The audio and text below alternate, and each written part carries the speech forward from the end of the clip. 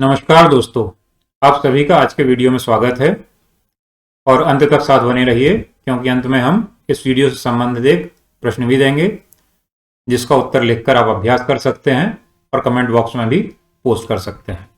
तो आइए अब हम आज के आर्टिकल पर चलते हैं। दोस्तों, आज का हमारा प्रमुख एडिट पेज का आर्टिकल है the global south assertion in geopolitics. ये वैश्विक दक्षिण के उभार के बारे में है।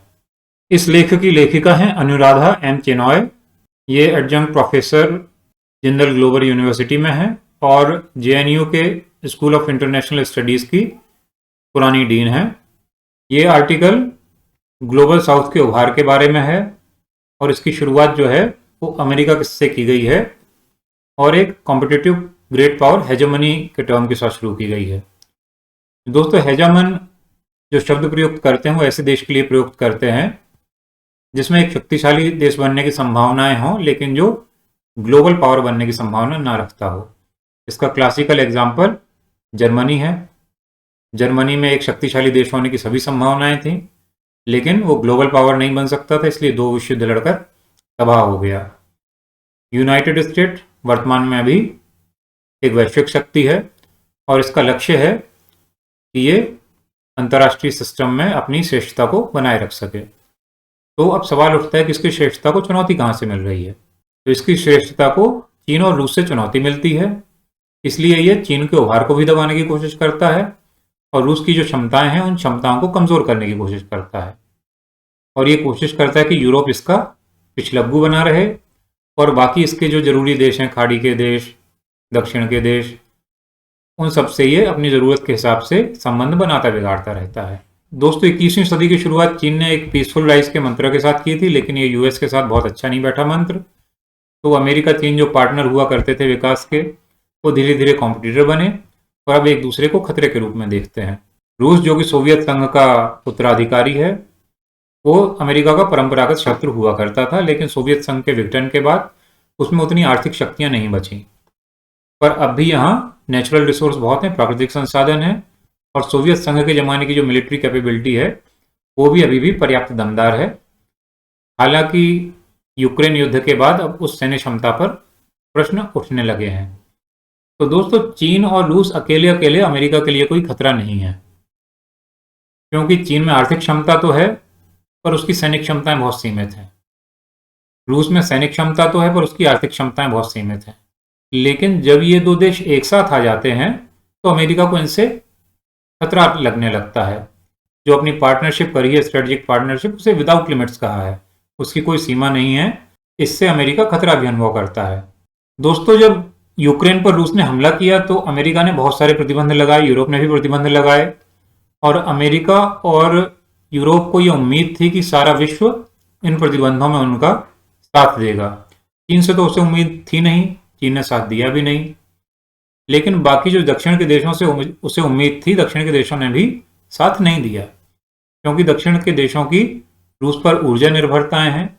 उन्हें रूस से उर्वरक चाहिए, गेहूं चाहिए, अन्य सामान चाहिए और सबसे ज़रूरी डिफेंस इक्विपमेंट्स चाहिए।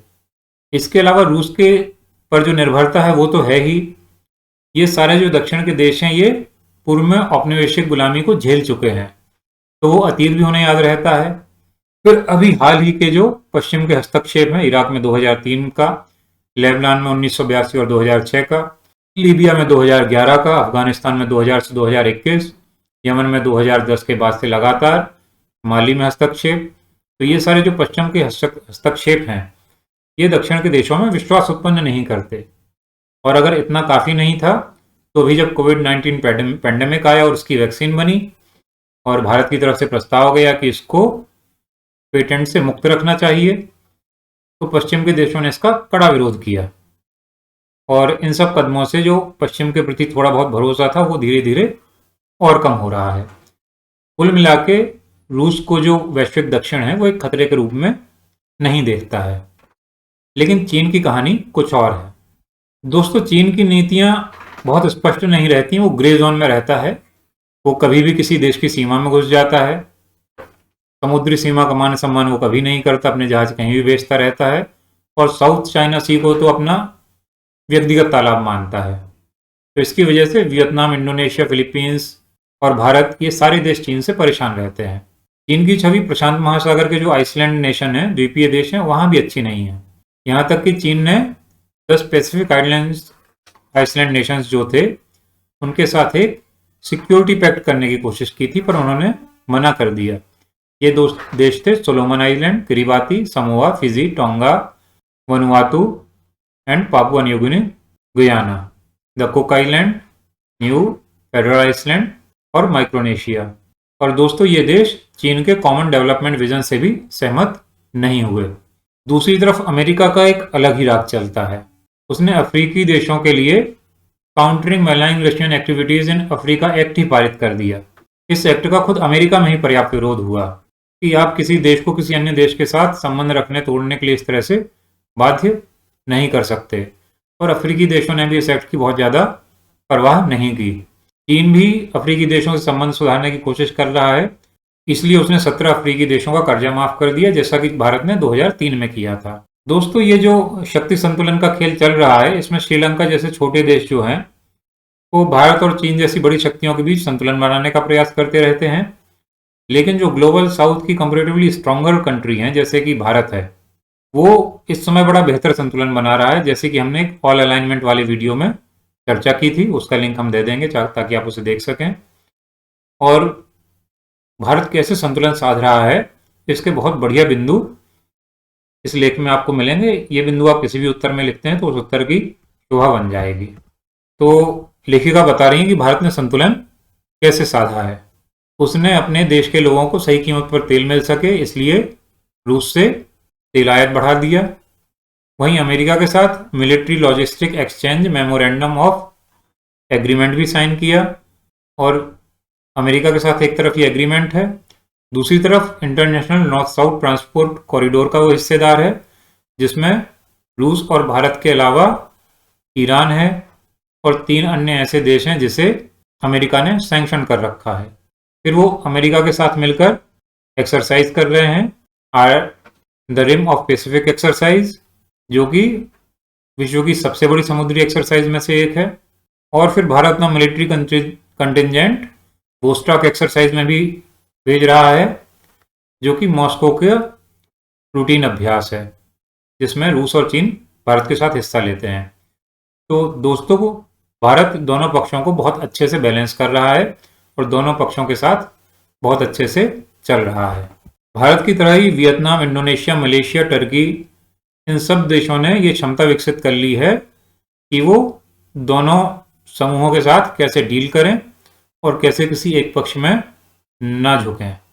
और इसके अलावा जो यूएस की एक रणनीति रहती है कि डॉलर को फ्रीज कर दे, डॉलर ग्लोबल करेंसी की तरह है, तो उसने भी दक्षिण के देशों को कॉशियस किया है और इसलिए दक्षिण के देश अब उसके विकल्प तलाश रहे हैं।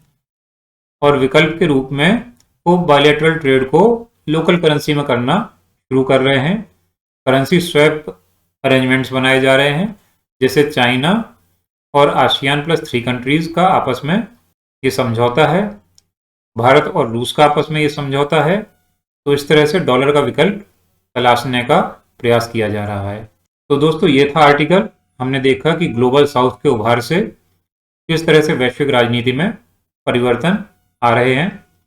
ये कुछ पिछले शीत युद्ध जैसा ही है, लेकिन पिछले शीत युद्ध में जो 2 खेमे थे वो बहुत ज़्यादा शक्तिशाली थे और गुट निरपेक्ष देश कंपैरेटिवली काफ़ी कमज़ोर थे।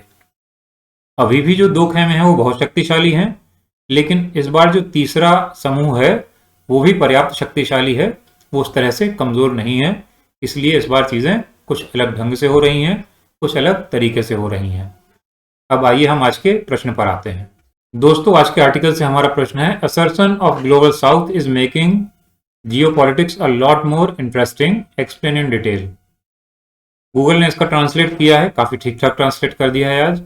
वैश्विक दक्षिण का दावा भू राजनीति को और अधिक रोचक बना रहा है, विस्तार से व्याख्या। और जो सही प्रश्न होगा वो ये होगा, वैश्विक दक्षिण की अभिव्यक्ति भू राजनीति को और अधिक रोचक बना रही है, विस्तृत व्याख्या करें।